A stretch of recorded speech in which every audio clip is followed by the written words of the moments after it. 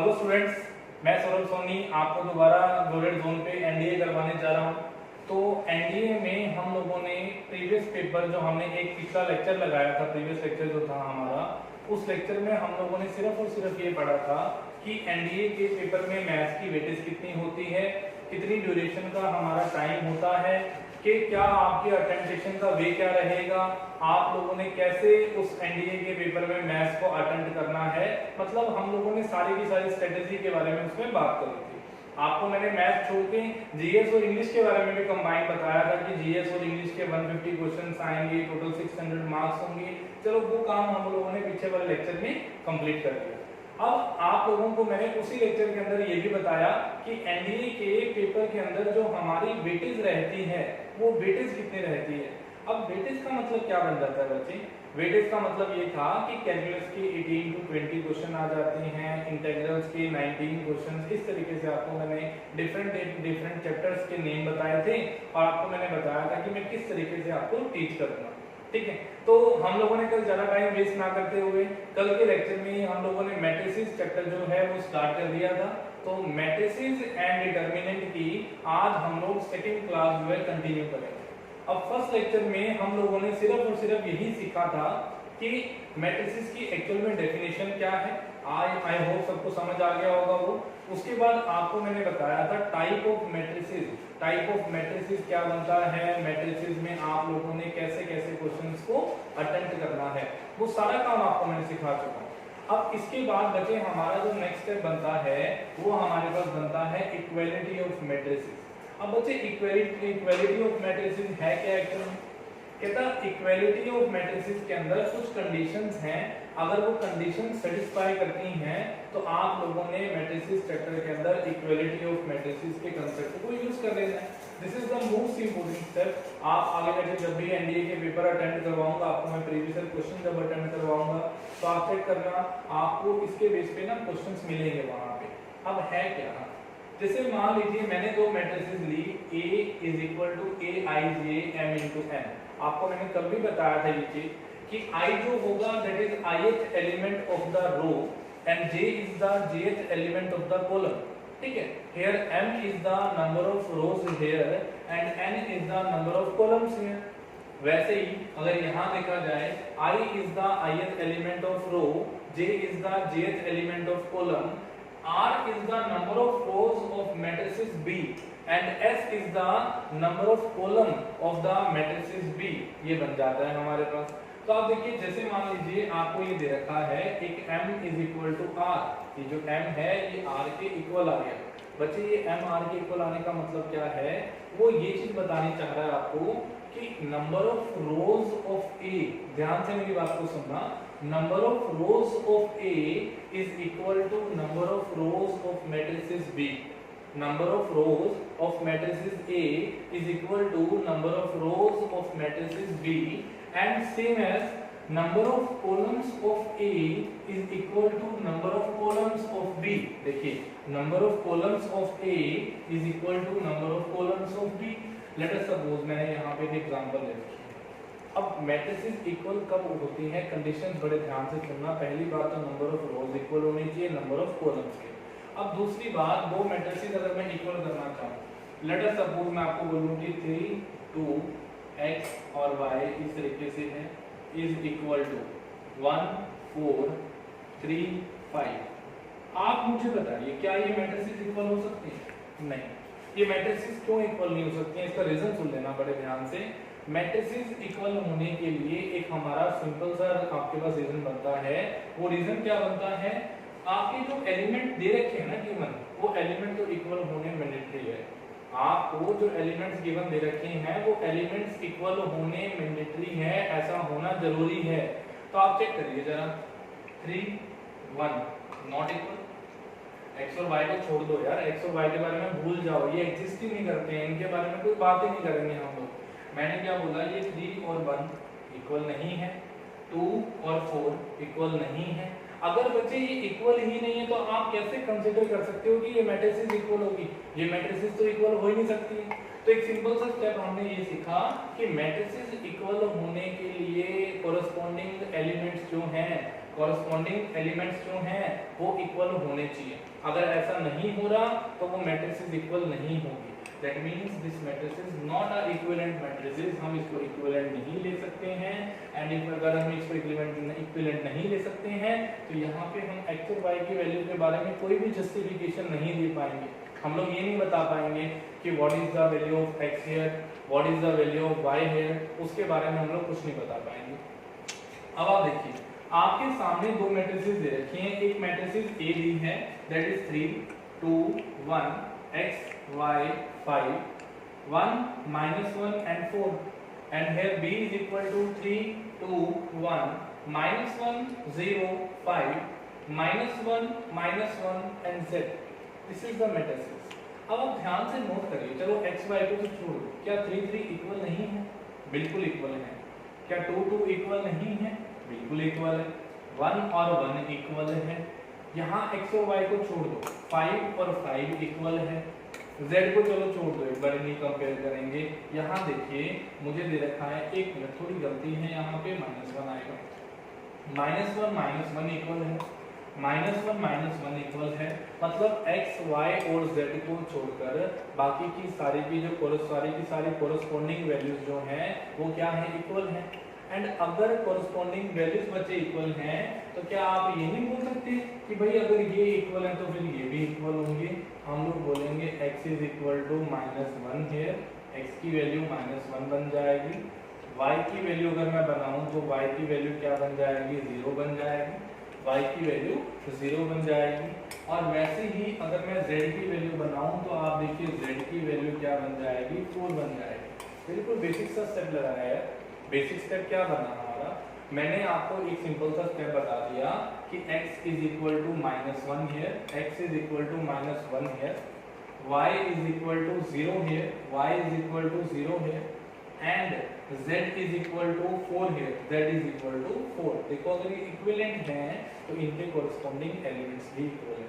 अब एनडीए में क्वेश्चन ऐसा नहीं आने वाला, इसको आगे यूज किया जाएगा, तभी आपको मैंने ये स्टेप बताया ताकि आप इन चीजों को ध्यान से समझ पाओ। बच्चे अगर आप ये चीज समझ पा रहे हो तो एक क्वेश्चन पूछ सकता है आपसे, इसके बेस के ऊपर आपको बोल सकता है कि 3x + 4y + 5z, इसका आंसर बताइए क्या आता है? 3x + 4y + 5z, इसका आंसर क्या आता है? तो आप क्या बोलेंगे? x की वैल्यू -1, 3 × -1, ठीक है, y 0 है तो मैं बोलूंगा 4 × 0, ये आ जाएगा, plus 5 × z, where what is the value of z here?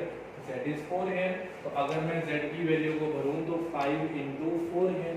आप ध्यान से ये नोट करिए, मैं अगर इसको सोल्व करूंगा तो ये आएगा -3 + 0 + 20, तो ये आंसर कितना आ जाएगा हमारा? 17। आंसर कितना आ जाएगा हमारा? 17। तो आप एक सिंपल सा स्टेप बोलोगे, आप बोलोगे जी आपका जो यहाँ पे आंसर आया इसको सोल्व करके वो कितना आया? 17 आया। This is all about the equality of matrices. अभी आप इसको नोट कीजिए, मैं आपको इसके बेस के ऊपर क्वेश्चन करवाता हूँ आगे कि क्या क्वेश्चन बन सकते हैं। हाँ जी, अब आपको मैंने इक्वालिटी ऑफ मैट्रिसेस समझाया था अभी, है ना? उसकी सिर्फ और सिर्फ हमने डेफिनेशन करी है। अब मैं ये क्वेश्चन उठा के लाया हूँ आपके सामने, 3 ये ऑब्जेक्टिव टाइप क्वेश्चन ही है बच्चे, ऑब्जेक्टिव टाइप क्वेश्चन ही है। मैं इनको थ्योरेटिकल के अंदर कन्वर्ट करके आपको समझा रहा हूँ ताकि आप लोगों को समझ आ पाए। जो कंटेंट है वो सारा का सारा अप टू डेट कंटेंट आपको मैं प्रोवाइड कर रहा हूँ ताकि आप लोग जितने भी चैप्टर्स मेरे से करो उतने के सारे चैप्टर जो आप पेपर में जाके अटेंड कर पाओ। करने का फायदा तभी होगा ना जब आप चीजों को वहां अटेंड कर पाओगे, अदरवाइज तो आप जितने मर्जी चैप्टर किए चलो इस तरीके से तो आपको मैंने जो कंटेंट करवाना है वो कंटेंट जो होगा वो एग्जाम ओरिएंटेड ही होगा। ऐसा हो सकता है कि मैं एक आधा कंसेप्ट छोड़ के जाऊं बीच में ताकि जो मुझे लगता है कि जो एग्जाम के पॉइंट ऑफ व्यू से इंपॉर्टेंट नहीं है वो आपको मैं वहां पे डिस्कस नहीं करवाऊंगा। तो अगर अभी हम लोग क्वेश्चंस पे चलें तो हमारे पास फर्स्ट अप्रोच में फर्स्ट क्वेश्चन दे रखा है, कहता है ये दोनों मैट्रिसेस इक्वल है। बीच में इक्वालिटी का साइन यही शो करता है कि ये दोनों मैट्रिसेस क्या है? इक्वल है। And if these two matrices are equal and if these two matrices are equal, we can say that, अगर मैं फर्स्ट क्वेश्चन के सॉल्यूशन की बात करूं आपसे तो आप देखिए x - 1 is equal to -1 here. It is given that x - 1 is equal to -1 here because these two matrices are equal here, and 2x plus z is equal to 5 है, ये बन जाएगा। नेक्स्ट हमारा बन जाता है 2x minus y is equal to 0 है। Next 3z plus w is equal to 13 है, ये बन जाता है।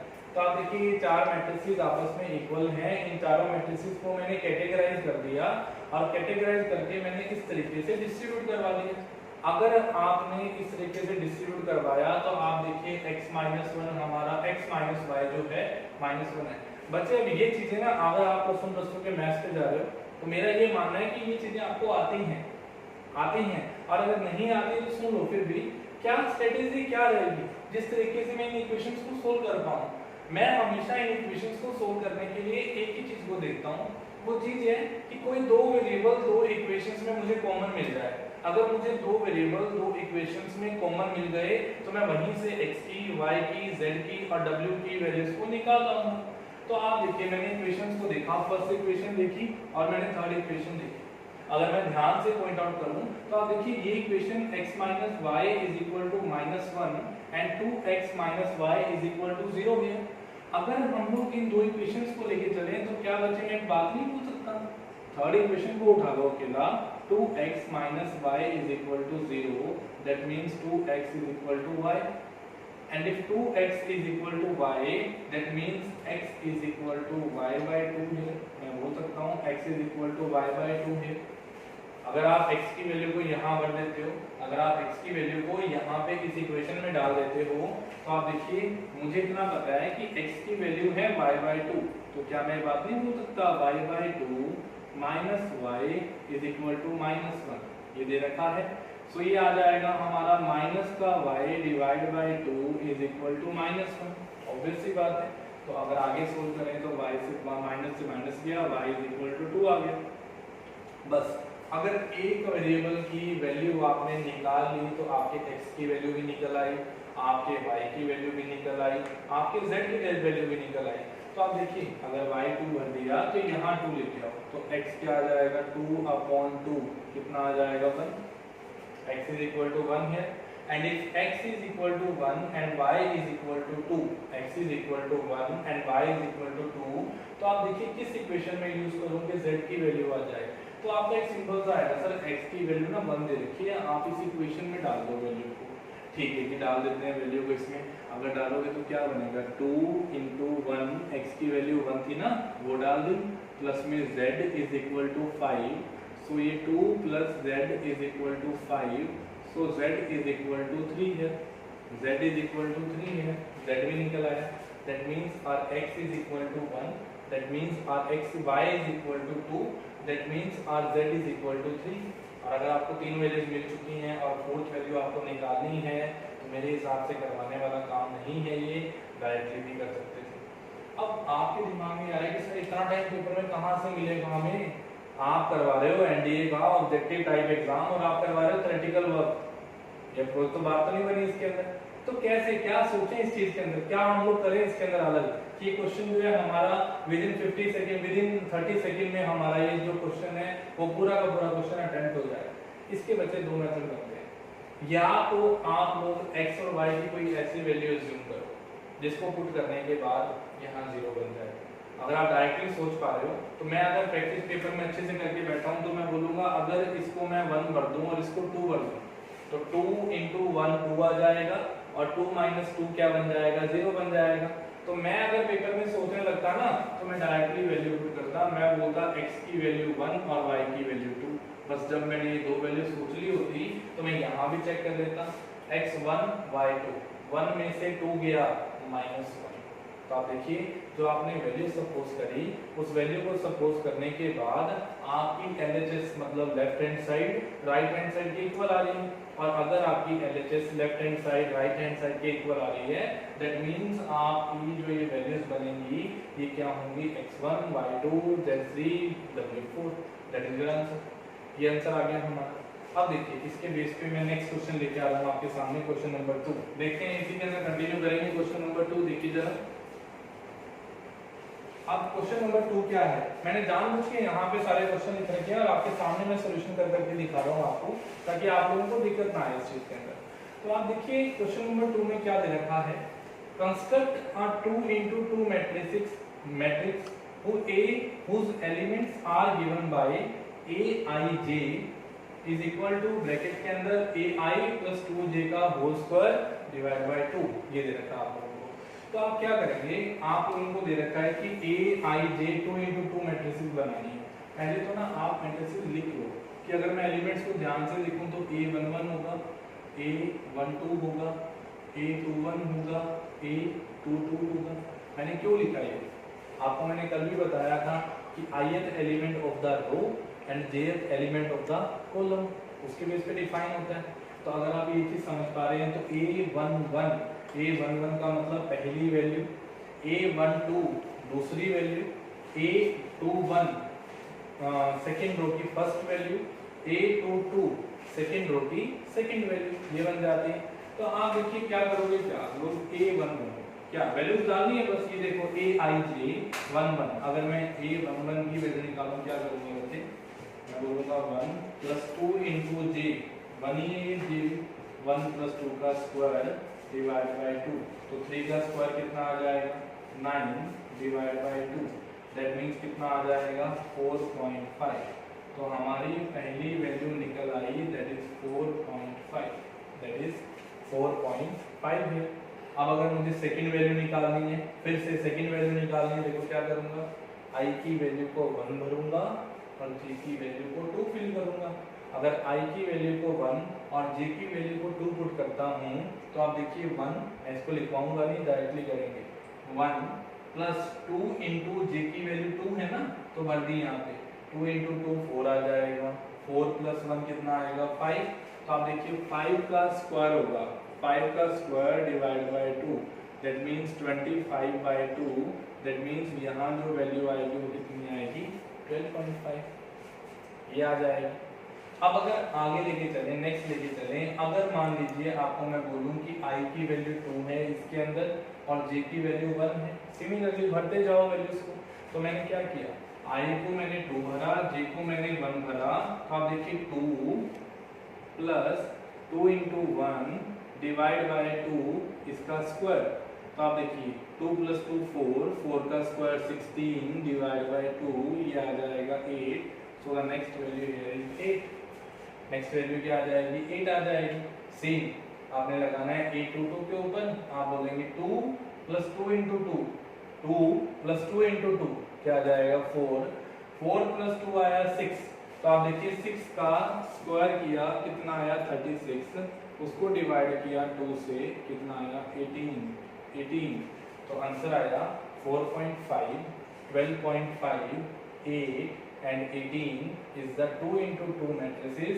अब 2 into 2 कल आपको बताया था, number of rose of A, number of रोज और नंबर ऑफ कॉलम किसी मैट्रिसेस के अगर इक्वल हो जाते हैं तो मैट्रिसेस क्या बन जाती है हमारे पास, स्क्वायर मैट्रिसेस बन जाती है। तो वही तो चीज है ये देखो 4 एलिमेंट हैं, तो मतलब ये कौन सी मैट्रिसेस है, स्क्वायर मैट्रिसेस है, स्क्वायर मैट्रिसेस है। अब देखिए इसका हम लोग थर्ड क्वेश्चन भी अटेम्प्ट करने लगे हाथ, बिल्कुल सिंपल सा क्वेश्चन है यार, ये तो मैं डायरेक्टली इसको देख के अटेम्प्ट कर सकता हूँ, डायरेक्टली मैं इसको देख के अटेम्प्ट करवा सकता हूँ आपको क्वेश्चन को। प्रैक्टिस हमें इस तरीके से करनी है कि पेपर के अंदर एक भी क्वेश्चन आ जाए, मैट्रिसेस का कोई भी क्वेश्चन आ जाए, वो छूटना नहीं चाहिए हमारे हाथ से। मैट्रिसेस एंड डिटरमिनेंट अपने आप में बहुत बड़ा चैप्टर है, आपको मैंने कल भी बताया था। अगर मैं डिटरमिनेंट स्टार्ट करवाऊंगा तो उसमें आपको मैं shortcuts plus cofactor, minor, adjoint, inverse, कितना कुछ समझाने वाला आपको इसके अंदर। थ्योरेटिकल पोर्शन बहुत है समझाने वाला, प्लस प्रॉपर्टीज आ जाती हैं, तो सारा काम आपको समझाएंगे। अब देखिए अगर मैं सेकंड क्वेश्चन लेके चलूं आपके पास, सॉरी थर्ड क्वेश्चन लेके चलते हैं। थर्ड क्वेश्चन क्या बन जाता है वो भी देखते हैं जरा। अब थर्ड क्वेश्चन में क्या दे रखा है, if x 3x minus y 2x plus y 3y minus w is equal to this matrices, you have to find the value of x, y, z and then w। आप लोग अपने level पे फटाफट इसको अटेम्प्ट कीजिए और मैं आपको यहाँ पे भी करवाता हूँ। चलिए देखते हैं क्वेश्चन में हो क्या सकता है। हमें पता है कि x is equal to 3 क्योंकि कोरस्पॉन्डिंग इक्वालिटी साइन बीच में दे रखा है, that means corresponding element of every matrices is equal. x is equal to क्या आ जाएगा 3, that means 3x minus y is equal to 2। 3x minus y is equal to 2। तो आप देखिए 3 into 3 minus y is equal to 2, that means 9 minus y is equal to 2, that means y here is equal to 7, that means y here is equal to 7। बिल्कुल simple सा question था, x दे रखा था, y में निकाल लाया, बिल्कुल हलवा question है ये और कुछ नहीं है ना।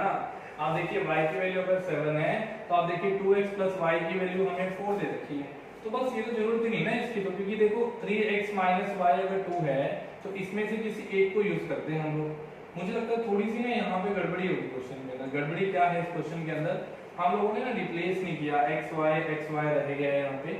तो एक बार के लिए आप इसको ऐसे लगा लो कि 2x प्लस जेड, मैं अपनी तरफ से रिप्लेस कर रहा हूँ, कंफर्म नहीं है दो वैल्यूज, क्योंकि z नहीं दिख रहा है इसके अंदर, मुझे हो सकता है गलती हुई हो।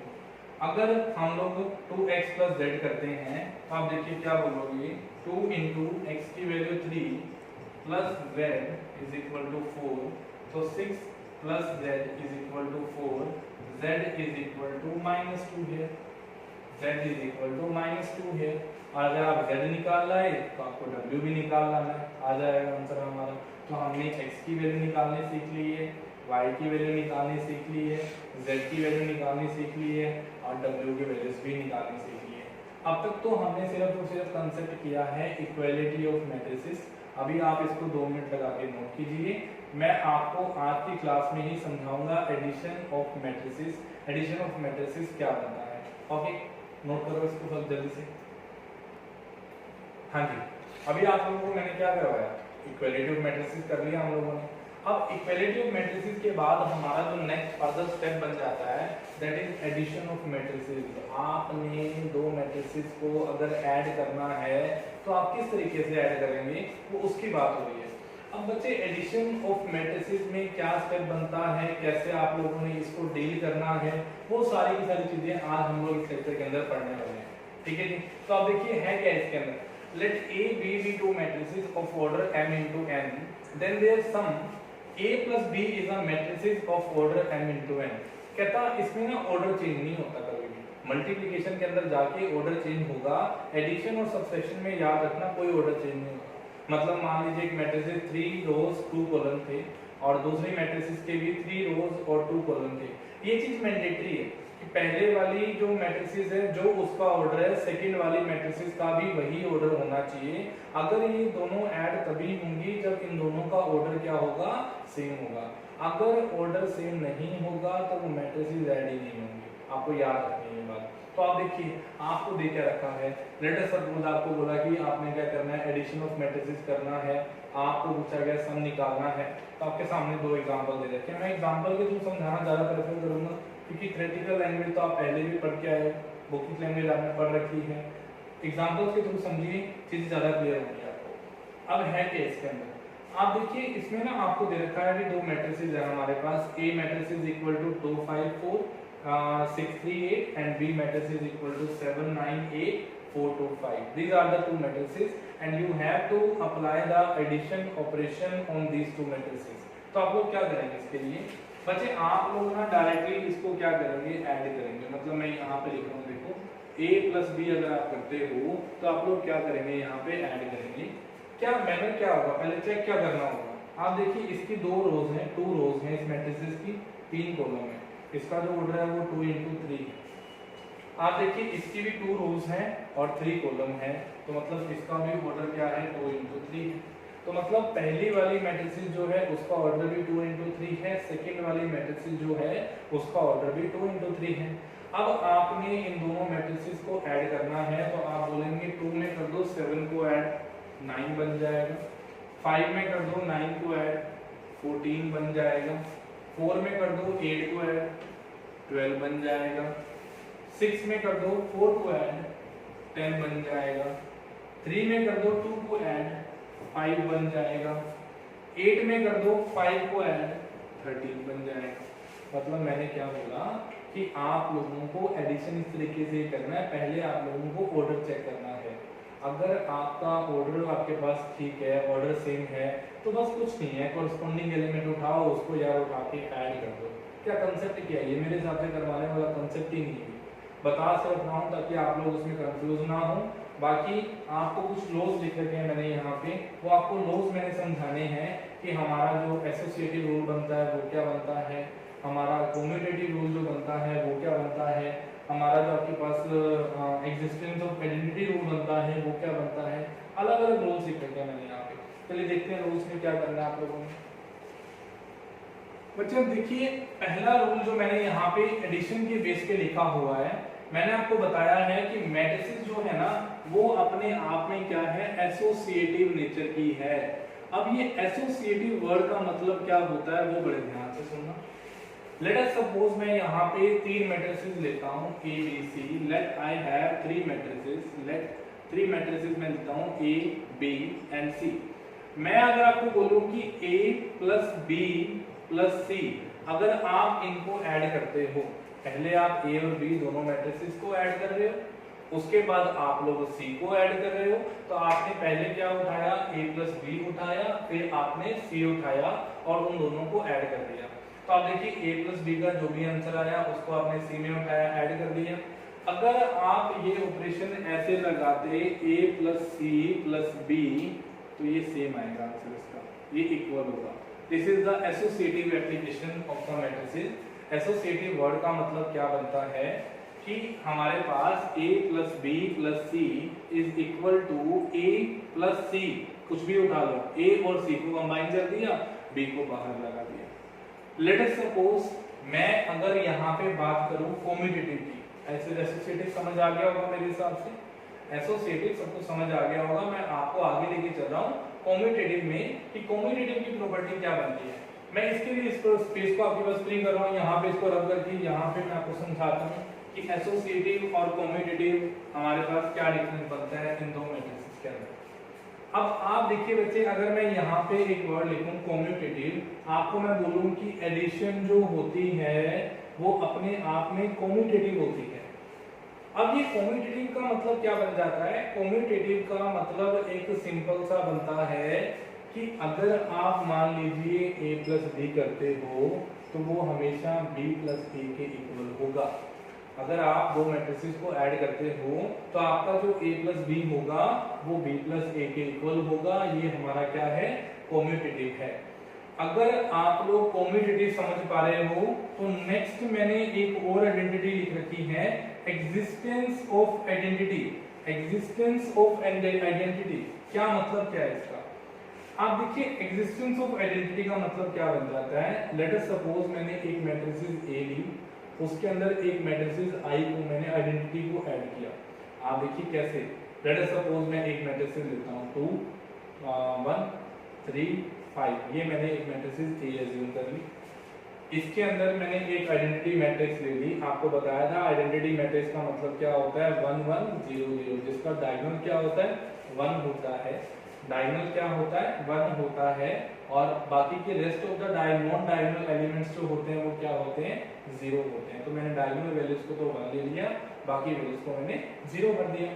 तो कहता है जी एग्जिस्टेंस ऑफ आइडेंटिटी का मतलब क्या बन जाता है, कहता है एग्जिस्टेंस ऑफ आइडेंटिटी के अंदर पहले आपने एक मैट्रिसेस A ली, उसके अंदर आपने एक आइडेंटिटी मैट्रिक्स को ऐड किया, उन दोनों का जो आंसर बनेगा वो क्या बनेगा, देखो जरा ध्यान से। 2 के अंदर 1 को ऐड किया 3 आया, 1 के अंदर 0 को ऐड किया 1 आया, 3 के अंदर 0 को ऐड किया 3 आया, 5 के अंदर 1 को ऐड किया 6 आया, 5 के अंदर 1 को ऐड किया 6 आया, 2 के अंदर 1 को ऐड किया 3 आया, 1 के अंदर 0 को ऐड किया 1 आया। तो आप देखिए ये हमारा आंसर बना A प्लस, अगर आपने I किया मतलब A मैट्रिक्स ली, आपने आइडेंटिटी मैट्रिक्स ली, इन दोनों को आपने ऐड किया तो ये आंसर आया। कल को मान लो आपको मैं बोलूं कि पहले आप I लिख दो, आप बोलोगे जी 1 0 1 0 0 ये ले लिया, प्लस में आपने बोला कि एक मैट्रिक्स ले ली 2 1 3 5, इसको आपने ऐड किया तो फिर वही आया आंसर 3 1 3 6, यही आंसर आया, यहाँ भी यही आ रहा था। तो वो ये बता रहा है कि एग्जिस्टेंस ऑफ आइडेंटिटी का मतलब क्या है, अगर आप A प्लस I करते हो और I प्लस A करते हो, दोनों क्या होंगी इक्वल होंगी, दोनों क्या होंगी इक्वल होंगी। सबको समझ आ रहा है, सबको समझ आ रहा होगा मेरे हिसाब से। तो आप लोगों ने एक काम करना है, अगर आपको समझ आ रहा है तो वीडियो को लाइक भी कर दो और चैनल को सब्सक्राइब भी कर दो। चलिए, अगर आप लोगों को ये कंसेप्ट समझ आया, एग्जिस्टेंस ऑफ आइडेंटिटी समझ आया, तो नेक्स्ट स्टेप हमारा क्या बन जाता है वो भी देख लीजिए आप लोग। नेक्स्ट स्टेप क्या बन जाता है, कहता है एग्जिस्टेंस ऑफ इनवर्स। अब ये एग्जिस्टेंस ऑफ इनवर्स क्या है, लेट अस सपोज मैंने एक ए लिया, एक मैंने नेगेटिव मैट्रिसेस ले ली minus of A, same matrices ली, नेगेटिव लगा दिया यहाँ पे, और आप देखिए मेरा जो आंसर आएगा वो क्या आएगा, 0। मतलब मेरी जो मैट्रिसेस आएगी वो मेरी एक नल मैट्रिसेस आएगी, मेरी जो मैट्रिसेस निकल के आएगी वो मेरी निकल के आएगी नल मैट्रिसेस। ये जो कंसेप्ट मैं आपको यहाँ करवा रहा हूँ यही सेम कंसेप्ट सबसेक्शन में भी यूज होंगे, तो मैं आपको सबसेक्शन में दोबारा नहीं करवाऊंगा इनको, मैं आपको एडिशन में बता रहा हूँ। सबसेक्शन में ये जो रूल्स हैं, ये जो यूनिवर्सल रूल्स हैं, ये आपको पता होना चाहिए, आपको अप्लाई करने आने चाहिए, अपने आप याद रखना आप लोगों ने। मैं इसको प्रूव करवाता हूँ। लेट अस सपोज मैं अगर ए मैट्रिसेस अज्यूम कर लूँ 3 2 1 4, तो अगर मैं माइनस ऑफ ए मैट्रिसेस लेके चलूँ तो आप नेगेटिव से मल्टीप्लाई कर दो, क्या होगा, -3 -2 -1 -4, ये होगा। तो आप देखिए अगर मैं ए के अंदर माइनस ए को कल को ऐड करूं, अगर मैं एक कंबाइंड ऑपरेशन लगा दूं, मैं अगर कर दूं a प्लस माइनस ऑफ ए, तो आप देखिए वो क्या आ जाएगा, 3 में -3 ऐड किया 0, 2 में -2 ऐड किया 0, 1 में -1 ऐड किया 0, 4 में -4 ऐड किया 0। तो चेक करो जरा, मैं आपको यही तो समझा रहा हूँ कि इसके अंदर इनवर्स एग्जिस्ट करता है। अगर आप एक सिंपल सी बात है, कोई आप पॉजिटिव टर्म लेके आओगे और उसमें आप अगर नेगेटिव टर्म ऐड करोगे तो आपका जो आंसर आएगा वो किसके इक्वल आएगा भाई, 0 के इक्वल आएगा। किसके इक्वल आएगा, वो 0 के इक्वल आएगा। तो मैंने वही स्टेप लगाया, एग्जिस्टेंस ऑफ इनवर्स लगाया, इसका मतलब एक पॉजिटिव टर्म उठाई, एक नेगेटिव टर्म उठाई, पॉजिटिव को उठा के नेगेटिव के साथ मर्ज कर दिया, हमारा आंसर 0 आ गया, हमारा आंसर 0 आ गया। अब अगर आप लोग ये बात समझ पा रहे हो तो नेक्स्ट स्टेप हमारा क्या बन जाता है, एग्जिस्टेंस ऑफ इनवर्स मैंने काट दिया यहाँ से, एग्जिस्टेंस ऑफ आइडेंटिटी भी हो गया, लास्ट हमारा बना कैंसलेशन लॉ। अब ये कैंसलेशन लॉ क्या है वो भी आप लोग देख लीजिए। कैंसलेशन लॉ के अंदर एक सिंपल सा स्टेप में ये बना देता हूँ, कहता है लेट अस सपोज अगर आपको a plus B is equal to a plus C दे रखा है, 3 मैट्रिसेस दे रखी हैं, एक मैट्रिसेस A दे रखी है, एक मैट्रिसेस आपको B दे रखी है और एक मैट्रिसेस आपको C दे रखी है। अगर आपको ये 3 मैट्रिसेस दे रखी हैं तो आप क्या करेंगे, इसके अंदर आप लोग बोलेंगे भी let us suppose a plus B is equal to a plus C है, तो क्या मैं एक बात नहीं पूछ सकता भाई अगर a से a को कट करूंगा तो क्या b is equal to c नहीं होगा, बिल्कुल होगा। ये चीज इसमें एग्जिस्ट करती है मैट्रिसेस के अंदर, मैं आपको प्रूव करके दिखाता हूँ। देखो लेट अस सपोज मैं a को ले लेता हूँ 2 3 4 5 6, b को मैंने ले लिया एक बारी 1, आपके पास 2 3 4 मैंने ये ले लिया। अब आप देखिए a तो एज इट इज रहेगा, यहाँ पे a को अगर मैं लिखूंगा दोबारा क्या लिखूंगा 3 4 5 6 प्लस में एक बार मैं और मैट्रिक्स देख रहा हूँ क्योंकि a तो सेम ही है हमारा, a तो सेम ही है, ऑब्वियस सी बात है। अगर a सेम है और ये इक्वलिटी है, देखो ये इसके इक्वल है भाई, ये सम कब इक्वल हो सकता है, सम कब इक्वल हो सकता है, जब दोनों की दोनों टर्म्स इक्वल होंगी। तो आप दोनों की दोनों टर्म्स का मतलब आपको ये भी ऐसे लिखना पड़ेगा, तो 1 2 3 4। तो आपको देखिए समझ आ गई ये चीज तो कि अगर a और a आपस में इक्वल है और इनकी अगर दो नंबर्स की एडिशन बाकी के दो नंबर्स के एडिशन के इक्वल है, तो क्या मैं एक बात नहीं बोल सकता हूँ कि अगर a इक्वल आ गया तो मतलब b और c भी इक्वल आएगा। This is the cancellation law here. Cancellation law is also applicable on the addition of matrices. तो अब तक हमने क्या पढ़ लिया कि हमारे पास एडिशन जो है वो क्या होती है, एसोसिएटिव होती है। एडिशन हमारे पास क्या होती है, कम्यूटेटिव होती है। एडिशन के अंदर क्या होता है, आपके पास एग्जिस्टेंस ऑफ यूनिटी होती है, आइडेंटिटी मतलब। उसके बाद एग्जिस्टेंस ऑफ इनवर्स होता है। देन आपके पास जो एडिशन होती है वो क्या होती है, कैंसलेशन लॉ भी उसके ऊपर एप्लीकेबल होता है। This is all about the matrices की एडिशन के बारे में बात कर रही है। अभी हम लोग क्वेश्चंस करवाएंगे आपको और इसके बेस पे क्वेश्चन क्या बनते हैं वो समझाता हूँ आपको मैं इसके बेस पे। अभी आप लोग इसको फटाफट नोट कर लीजिए, आगे लेके चल रहा हूँ आपको। हाँ जी, अभी आपको मैंने एडिशन ऑफ मैट्रिसेस समझा दिया। अब एडिशन ऑफ मैट्रिसेस के बेस के ऊपर मैंने यहाँ पे 3 क्वेश्चन जो है ऐड किए हैं, और ये अच्छे लेवल के क्वेश्चन सारे के सारे ऐड किए हैं जो आपसे क्वेश्चन पूछ सकता है, ठीक है, पॉसिबल है ये ऐसे क्वेश्चन आपसे पूछ सकता है वहां पे पेपर करें। अब करना क्या है इन क्वेश्चंस के अंदर, आप देखिए find x if y matrix is equal to this and 2x plus y is equal to this। पहली बात तो x तो तब निकाल पाओगे भाई जब आप y की वैल्यू को सब्स्टिट्यूट करोगे, यहाँ से y की वैल्यू को पुट करोगे, तभी एलिमिनेट करने के बाद आप x पे आ पाओगे ना। तो आप लोगों को करना क्या है इसके अंदर, पहले आप लोग इस क्वेश्चन को सोल्व करने के लिए 2 into x ऐसे ही छोड़ दो, प्लस में y मैट्रिसेस उठा के यहाँ पर क्या लिखोगे 3 1 2 4 ये लिख दिया, इज इक्वल टू, अब आप इज इक्वल टू जो दे रखा है वो लिख दो, इज इक्वल टू क्या लिखोगे 1 0 माइनस 3 2 ये लिख दिया आप लोगों ने, अब अगला स्टेप क्या होगा, मुझे पता है कि मैंने y मैट्रिसेस को सब्स्टिट्यूट कर दिया 2x plus y matrices equal to this, है ना, और अगर ये इक्वल है तो आप देखिए 2x अगर मैं लेके चलूं तो मैं इस मैट्रिसेस को वहां ले जाके माइनस कर दूंगा, मैं डायरेक्टली माइनस कर रहा हूं, जब ये 1 में से 3 जाएगा तो क्या बच जाएगा -2 बच जाएगा, 0 में से 2 जाएगा तो भी -2 बच जाएगा, -3 -1 -4 हो जाएगा, 2 -4 क्या हो जाएगा -2 हो जाएगा। तो मैंने क्या बोला कि देखो सिंपल सी बात थी कि आप लोगों ने 2x ये ले लिया बराबर ये ले लिया। अब बच्चे आप लोग करेंगे क्या, आपको मैं थोड़ा सा कंसेप्ट करवाना भूल गया यहाँ पे, कल आपको मैंने करवाना था कांस्टेंट से अगर हम मैट्रिसेस को मल्टीप्लाई करते हैं तो क्या ऑपरेशन हम लोग लगा सकते हैं, थोड़ा सा मैं आपको बता दूं फिर आपको मैं ये समझाता हूँ। लेट अस सपोज एक A मैट्रिसेस है मेरे पास 5 4 3 2, एक A मैट्रिसेस है मेरे पास, मैं अगर यहाँ पे 2a लिखूंगा तो मैं क्या बोलूंगा, सबको 2 से मल्टीप्लाई कर दूंगा, this is the constant here, that means मैंने एक a उठाया, कांस्टेंट उठाया, उसको उठा के मल्टीप्लाई कर दिया, तो आप देखिए क्या बोलेंगे आप 5 into 2 10, 4 into 2 8, 3 into 2 6, 2 into 2 4, और कल को अगर मैं यहाँ से 2 कॉमन निकालूंगा तो भी वही प्रोसेस होगा, मैं अगर 2 से एलिमिनेट करूंगा तो भी वही प्रोसेस होगा, that means the process remains same, process में कोई दिक्कत नहीं आने वाली है। आपको मैं और डेप्थ में बताऊंगा कि आप लोग कांस्टेंट के साथ क्या क्या ऑपरेशन और लगा सकते हो, कई ऑपरेशन बनते हैं ऐसे। फिलहाल के लिए आप ये देखिए मैं कुछ भी बाहर कॉमन निकाल सकता हूँ और कुछ भी मैं अंदर ले जा सकता हूँ।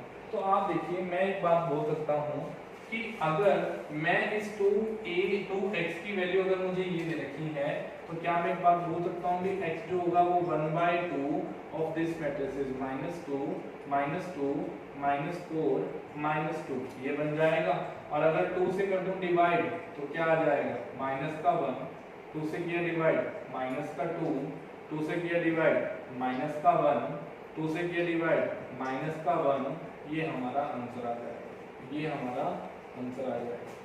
मेरी बात समझ रहे मैं क्या बोल रहा हूँ, मैंने एक बेसिक सा स्टेप बताया कि x की वैल्यू निकालने के लिए पहले हमें y की वैल्यू भरनी पड़ी, उसको वहां ले जाके माइनस करना पड़ा, फिर x को 2 को डिवाइड करना पड़ा और आंसर आ गया हमारा।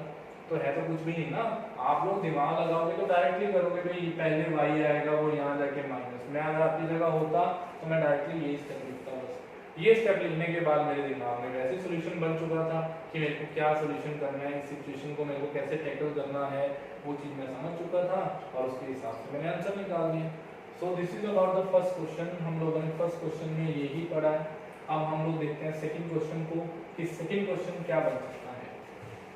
अब देखिए जी सेकंड क्वेश्चन की अगर बात करें, सेकंड क्वेश्चन की अगर हम लोग बात करें तो क्या दे क्या रखा है सेकंड क्वेश्चन में, देखिए जरा, कहता find a matrices x and y if x plus y is equal to this and x minus y is equal to this। आपको ये दे रखा है, क्या करेंगे आप लोग इसके लिए, भाई x plus y ये दे रखा है, x minus y ये दे रखा है। भाई मेरे को तो यहाँ पे एक ही बात समझ आ रही है कि अगर मैं इस x और y इस x y को उठा के ऐड कर दूंगा तो y से y कट जाएगा और 2x आ जाएगा। तो मतलब अगर मैं LHS को लेफ्ट हैंड साइड को ऐड करूंगा दैट मींस मुझे वही ऑपरेशन किस पे लगाना पड़ेगा, राइट हैंड साइड पे भी लगाना पड़ेगा। तो मैं क्या बोलूंगा कि अगर मैं x plus y कर दूं प्लस x minus y कर दूं सो सेम ऑपरेशन यहाँ लगाऊंगा, क्या होगा 5029 प्लस 5029 प्लस ये हमारा क्या आ जाएगा 306 माइनस 1, ये हो जाएगा। मैंने यही किया ना, एक बार x प्लस वाई उठाया, एक बार x माइनस वाई उठाया, उन दोनों को उठा के ऐड कर दिया। और अगर मैंने वो ऑपरेशन LHS पे लगाया है तो वही ऑपरेशन मुझे किस पे लगाना पड़ेगा, RHS पे भी लगाना पड़ेगा। तो अगर मैं इनको ऐड करता हूं तो आप देखिए y से y कैंसिल आउट, ये आ गया हमारा 2x is equal to 5 plus 3 8, 6 plus 2 8, 0 plus 0 0, 9 plus minus 1, ये आ जाएगा 8। तो आप देखिए, और अगर मैं x की वैल्यू निकालूं तो 2 होगा डिवाइड यहाँ जाके, अगर 2 होगा डिवाइड तो ये आ जाएगा 4, ये आ जाएगा 4, ये 0, ये 4, दैट इज योर आंसर। ये आंसर आ जाएगा हमारा x बन जाएगा। बिल्कुल बेसिक स्ट्रक्चर का अभी समझाया। तो यहाँ मल्टीप्लाई में वहां जाके डिवाइड होगा, जब डिवाइड होगा तो 8/2 4, 8/2 4, 8/2 4, 0/2 0। अगर ये समझ गए तो आप x की वैल्यू को यहाँ डाल दो चाहे यहाँ डाल दो, आपकी y की वैल्यू भी आ जाएगी। ऑप्शन देख लेना, आंसर लगा देना, बात खत्म, क्वेश्चन खत्म, कुछ नहीं बचा इसके अंदर। बिल्कुल बेसिक सा क्वेश्चन था ये भी। तो ये भी एडिशन के बेस के ऊपर क्वेश्चन था। अगर आपको ये क्वेश्चन समझ आ रहा है ना, अगर आप लोगों को ये क्वेश्चन समझ आ रहा है तो इसके बाद हमारा बच्चे एक क्वेश्चन और बन जाता है। क्वेश्चन एक और क्या बन जाता है देखिए जरा, ये थोड़ा सा लेंथी क्वेश्चन पड़ेगा। क्या है क्या इस क्वेश्चन के अंदर, ये एक मैट्रिसेस A दे रखी है, ये मैट्रिसेस B दे रखी है, and we have given that 2A plus 3x is equal to 5B। It is given that 2A plus 3x is equal to 5B, ये दे रखा है हमें। तो हम लोग क्या करेंगे इसके अंदर, पहले तो 2 into A को भाई सीधा डायरेक्टली मल्टीप्लाई करके लाओ एक बारी। अगर मैं डायरेक्टली मल्टीप्लाई करता हूँ तो मुझे बताओ ये 4 आ जाएगा, इस -2 का डबल -4 आ जाएगा, 4 का डबल 8 आ जाएगा, 2 का डबल 4 आ जाएगा, -5 का डबल -10 आ जाएगा, 1 का डबल 2 आ जाएगा, प्लस में 3x is equal to 5 into B, 5 से मल्टीप्लाई करके डायरेक्टली लेके आओ डायरेक्टली। अगर मैं 5 से मल्टीप्लाई करके लाता हूँ 5 इंटू 8 40 आ जाएगा, 5 इंटू 4 20 आ जाएगा, 5 इंटू 3 15 आ जाएगा, 0 इंटू 5 0 आ जाएगा, -2 इंटू 5 माइनस का 10 आ जाएगा, 6 इंटू 5 ये आ जाएगा 30, ये बन जाएगा। तो मैंने 2a भी निकाल लिया, उसमें 3x छोड़ दिया इज इक्वल टू 5b निकाल लिया, दैट्स इट। ये हमारा स्टेप कंप्लीट हो गया। अब अगला स्टेप आपके दिमाग में आ ही चुका है कि आपने क्या करना है, 3x को यहाँ रख लेना है, ये यहाँ जाके क्या होगा माइनस होगा, तो डायरेक्टली माइनस करो। 40 में से 4 गया, कितना बचा 36 बचा। 0 में से -4 तो क्या होगा 0 माइनस -4, 0 माइनस माइनस प्लस बना, 0 प्लस 4 क्या आ जाएगा 4। 20 में से 8 गया तो यहाँ पे कितना आया 12 आया। वैसे ही आपके पास -10 में से माइनस का 4 गया तो माइनस का 14 आ गया। 15 माइनस -10, 15 माइनस -10, तो आप देखिए 15 माइनस -10 कितना आ जाएगा 25 आ जाएगा। 30 में से 2 गया तो कितना आया हमारा आपके पास 28 आया। बस अगर हमारा ये आ गया तो आप देखिए x को मल्टीप्लाई मत करना, आप ये लिख देना x is equal to 1/3 of this matrix. 36 4 12 -14 ये आया 25, ये आया 28, दैट्स इट। ये आंसर आ गया हमारा, इसका आंसर आ गया। ऐसे क्वेश्चन एनडीए में पूछ सकता है। आपको मैंने पहले भी बताया था कि एनडीए का जो लेवल है वो इजी टू मॉडरेट होता है ना। आपके पास मॉडरेट टू डिफिकल्ट लेवल में मैं क्वेश्चन एक्सेप्ट नहीं करता हूं, बट हाँ अगर मेरे पास आ सकता है इजी टू मॉडरेट लेवल तो उसके हिसाब से ऐसा क्वेश्चन आपसे पुट कर सकता है। और आपको बताया था कल भी कि एक क्वेश्चन करेक्ट करने के आपको 2.5 मार्क्स मिलने वाले हैं, और एंड आपके पास मैट्रिसेस और डिटरमिनेंट के आपको 8 क्वेश्चन आने वाले हैं। तो मैट्रिसेस एंड डिटरमिनेंट कोई आपके पास लाइट मोड पे आपने लेके नहीं चल रहे हैं इस चैप्टर को, है ना। अभी ये चैप्टर इजी भी है, स्कोरिंग भी है, और आपका पेपर क्लियर करवाने के रास्ते में लेके जा सकता है आप लोगों को। सो गाइस आज हम लोगों ने सारा का सारा जो लेक्चर था वो हम लोगों ने पढ़ा इक्वालिटी ऑफ मैट्रिसेस पे किया, फिर हमने कुछ प्रॉपर्टीज करी, उसके बाद हमने एडिशन के बारे में पढ़ा। एडिशन के बारे में हम लोगों ने associative, commutative, existence of inverse, existence of identity, इन चीज़ों की हमने आज बात करी। फिर आपको मैंने उसी के बेस के ऊपर कुछ क्वेश्चंस करवाया, ठीक है। तो आप लोगों को मैंने ये सेकंड लेक्चर प्रोवाइड किया एडिशन के ऊपर। अब हम लोग नेक्स्ट लेक्चर के अंदर मल्टीप्लिकेशन, सबट्रैक्शन, इन चीज़ों को कंटिन्यू करेंगे। आप लोगों ने क्या करना है, जो मैंने काम करवाया उसको रिवाइज करना है, प्लस कोई एनसीईआरटी पढ़ो, प्लस थोड़े ऑब्जेक्टिव क्वेश्चन करने स्टार्ट करो, ठीक है जी। आप लोगों ने चैनल को लाइक भी कर देना है और सब्सक्राइब भी कर देना है, बेल आइकन प्रेस करना है ताकि वीडियो आते ही आपको नोटिफिकेशन मिलता रहे, ठीक है जी। Okay, thank you.